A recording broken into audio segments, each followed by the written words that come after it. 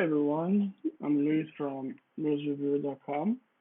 I'm here doing a special 2021 look back at, at what things I reviewed in the year. I went through my webpage and I went through the things that I reviewed, and I selected a few things that to me stood out from the year.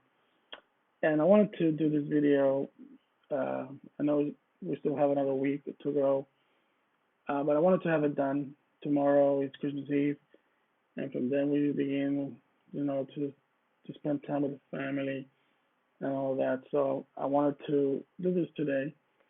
It's really late at night, so but I wanted to do it. I wanted to do it.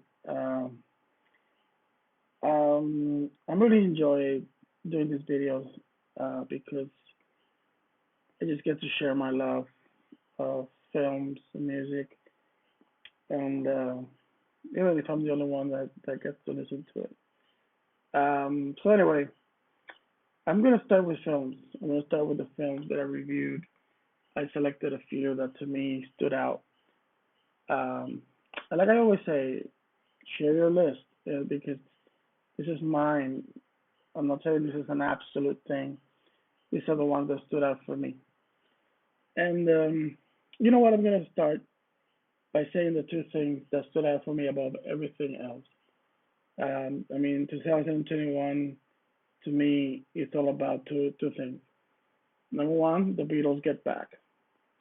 I mean, I've been waiting for a film like that for a long time, and I'm so glad that it was Peter Jackson, who is a proven director, that brought us a unique look at the Beatles at work, because that's what it was. I mean, it was an honest film.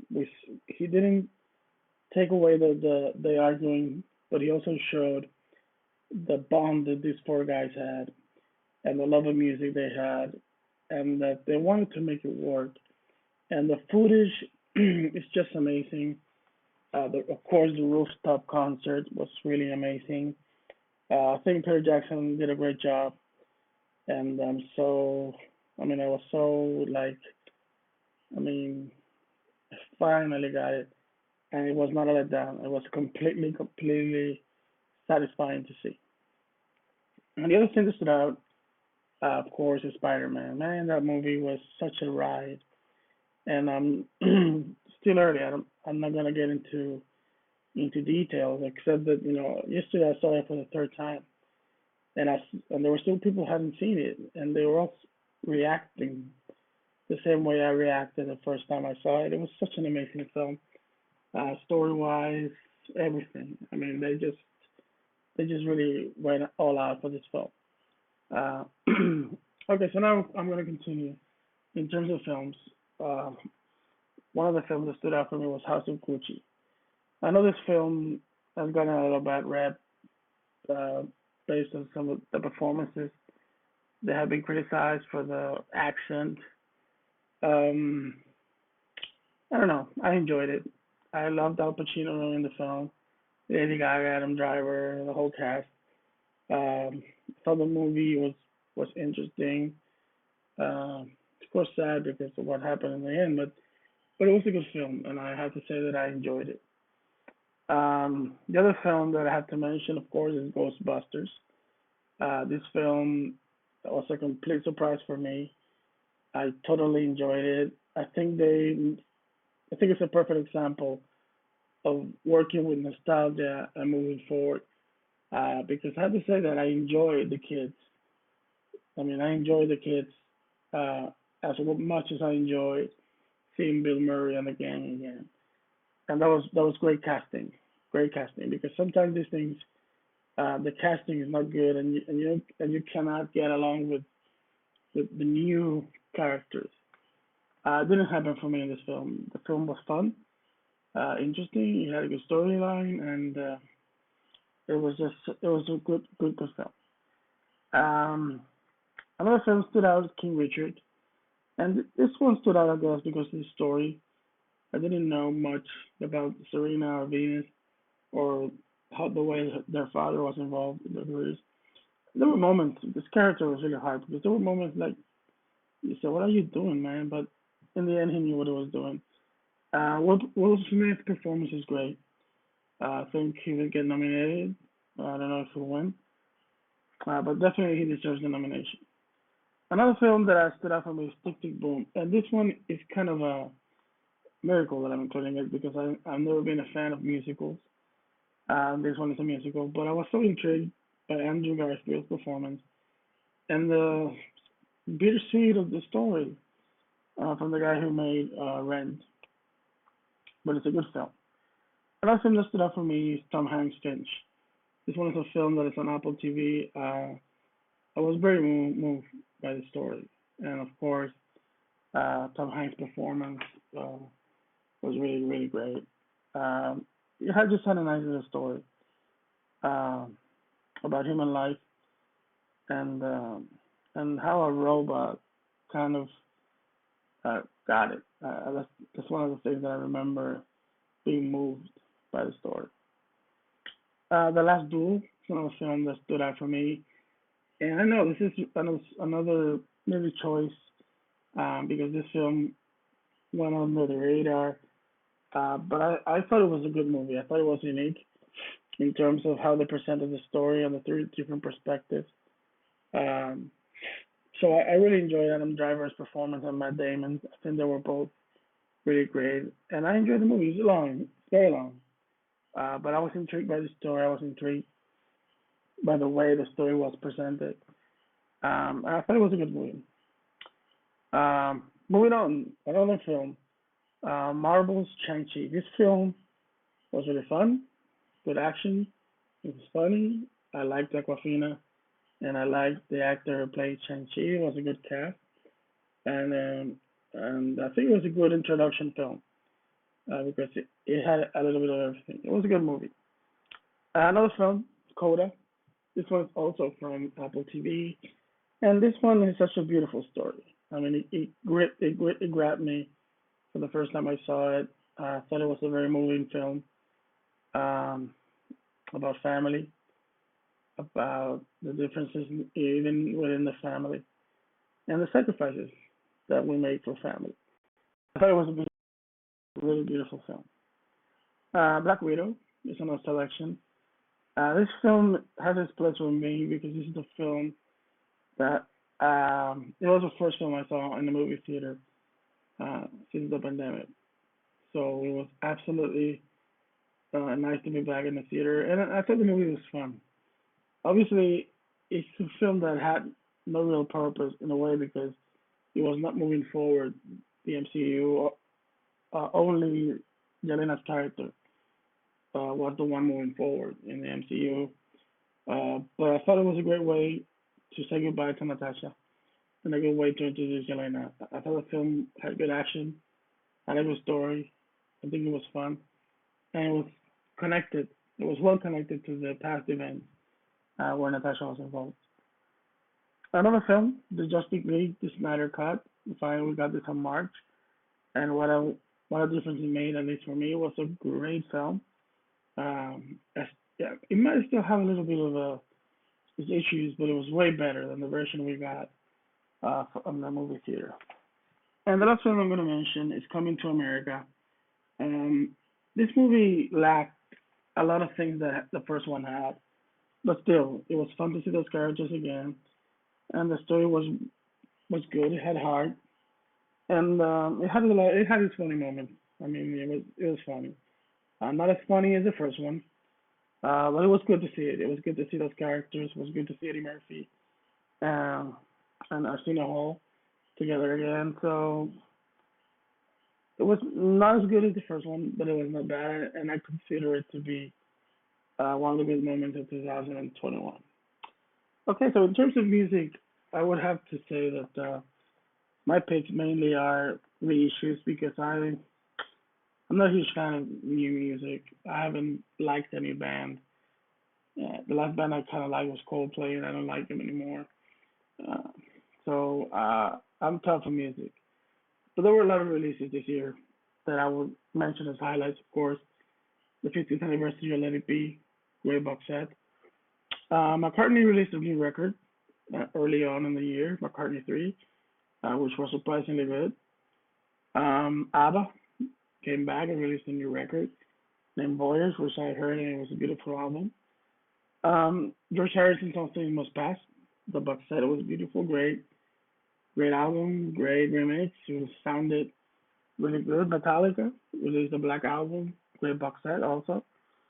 And Bob Dylan, he released the Springtime in New York City as part of the bootleg series. That one was good. I mean, it was good. I think it covered the infidel spirit. Yeah. So now let's go to the last section of what this video is going to cover. This video was not meant to be that long. I want to start with the TV series.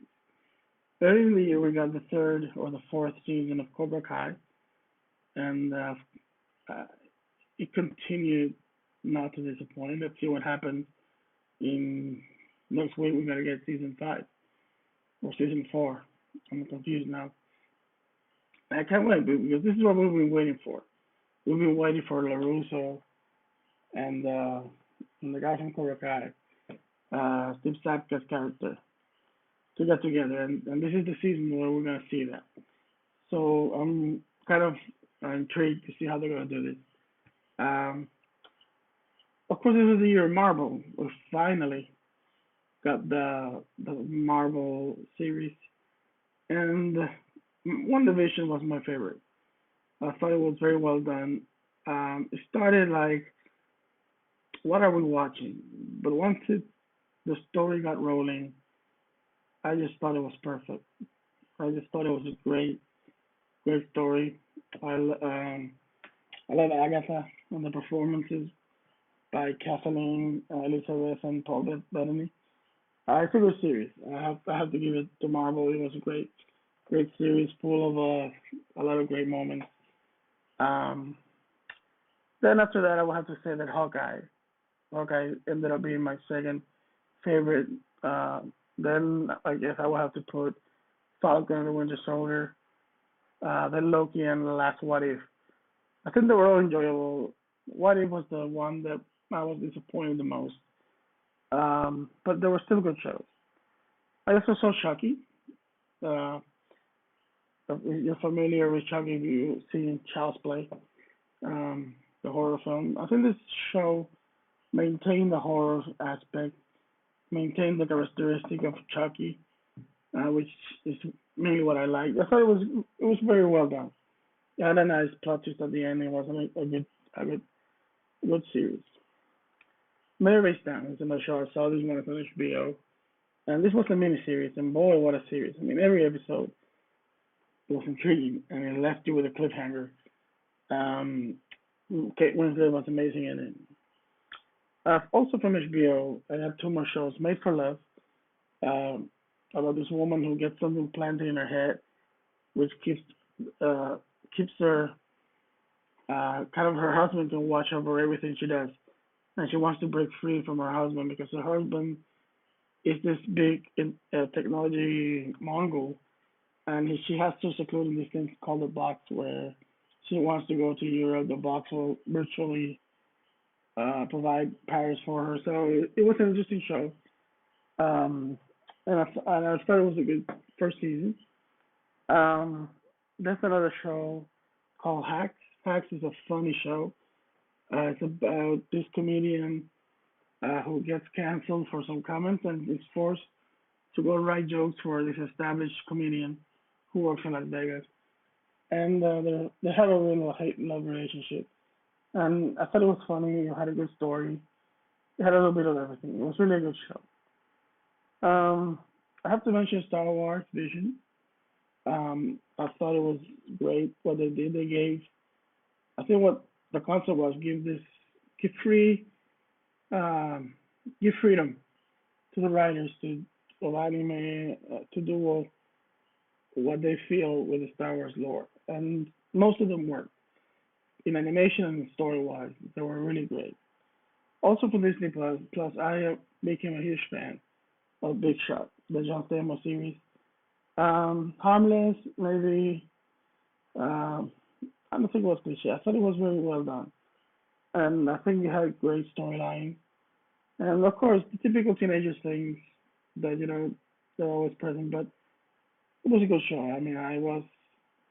every episode I was really intrigued about what was going. Not intrigued, but I don't know, interested. It was a really good show. And I'm gonna finish with the second season of Saved by the Bell.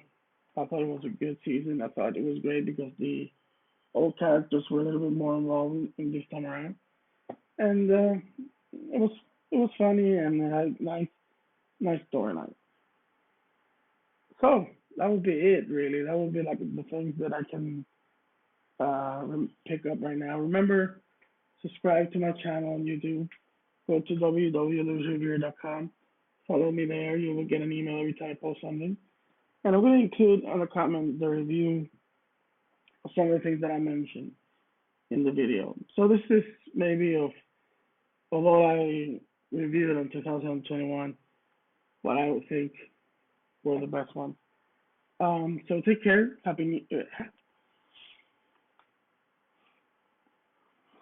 Merry Christmas and a Happy New Year. Take care. I'm sorry about the yawn. I'm doing this video late, and this is take two, and I almost reached it. And it got to happen right at the end. But anyway, this is done semi-live.